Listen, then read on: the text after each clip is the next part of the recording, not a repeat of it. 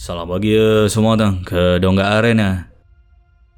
Prestasi pemain sayap negara Arif Aiman di pertandingan AFC Champions League bersama JDT baru-baru ini turut tidak lari dari perhatian penulis portal dan pencari bakat bebas yang berpangkalan di Eropah. Penulis yang juga pemantau bakat muda dikenali dengan nama akaun RD Football Scout menyertai portal The Secret Scout sebagai penulis di portal itu. Kandungan utama oleh RD Football Scout di laman Twitter dan The Secret Scout yang berpangkalan di United Kingdom ialah untuk mendedahkan seberapa ramai bakat muda di setiap benua, terutamanya di Eropah, yang berpotensi menjadi pemain handalan dunia pada masa hadapan. Dan tidak ketinggalan mencuri perhatian mereka adalah penampilan pemain muda Harimau Malaya dan juga JDT, iaitu Arif Aiman di pertandingan ACL.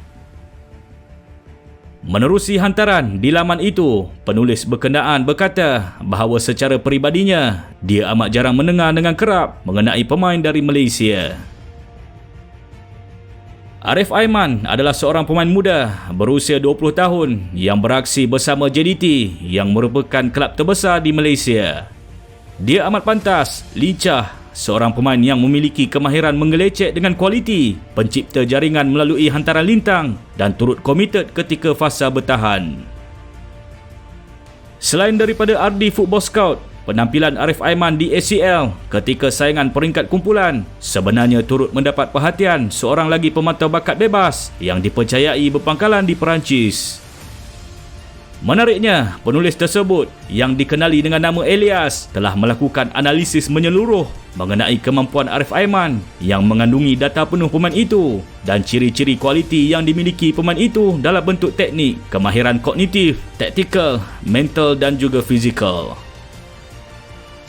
Turut dikongsi adalah analisis video penuh Arif Aiman di dalam saingan peringkat kumpulan ketika JDT berhadapan Ulsan Hyundai.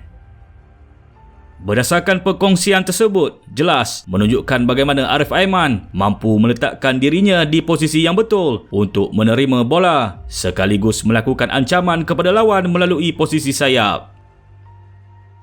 Kemampuan Arif untuk melakukan larian dan hantaran lintang berbahaya untuk rakan sepasukan menghasilkan jaringan turut disertakan. Bukan sahaja bijak ketika bola berada di kaki, kemampuan pemain itu untuk melakukan pressing dan menutup ruang untuk tidak membenarkan pasukan lawan memulakan gerakan dari bawah turut menjadi perhatian. Selepas beberapa musim meyakinkan sejak tampil bersama skuad utama JDT pada usia 18 tahun, Arif tidak lagi memandang ke belakang dan terus memahat tempat dalam kesebelasan utama skuad Harimau Selatan. Debut pemain itu di pentas Liga Jora-Jora Asia bersama JDT tiba pada musim lalu dalam perlawanan menentang Nagoya Grampus. Walaupun JDT tewas dalam perlawanan tersebut, Arif Aiman yang baru berusia 19 tahun pada waktu itu bermain di sebelah sayap kiri, tidak menunjukkan aksi yang gugup, malahan pemain ini memberi kegentaran kepada pertahanan pasukan lawan dalam usaha menjaringkan gol.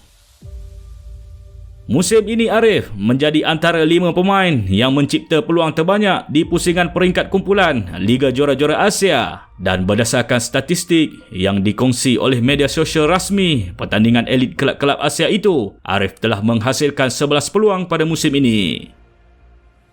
Ini bermakna Arif berjaya menghasilkan purata sebanyak 1.83 peluang daripada 6 penampilan yang dilakukannya di pusingan peringkat kumpulan pertandingan tersebut. Dia sebelum ini memecah rekod JDT sendiri apabila tampil sebagai pemain termuda yang pernah melakukan penampilan bersama kelab itu di saingan Liga Jora-Jora Asia pada musim lalu. Akhir kata, semoga Arif Aiman dapat meneruskan kecemerlangannya dan mencipta lebih banyak kejayaan selepas ini. Sehingga berjumpa lagi. Assalamualaikum dan bye-bye.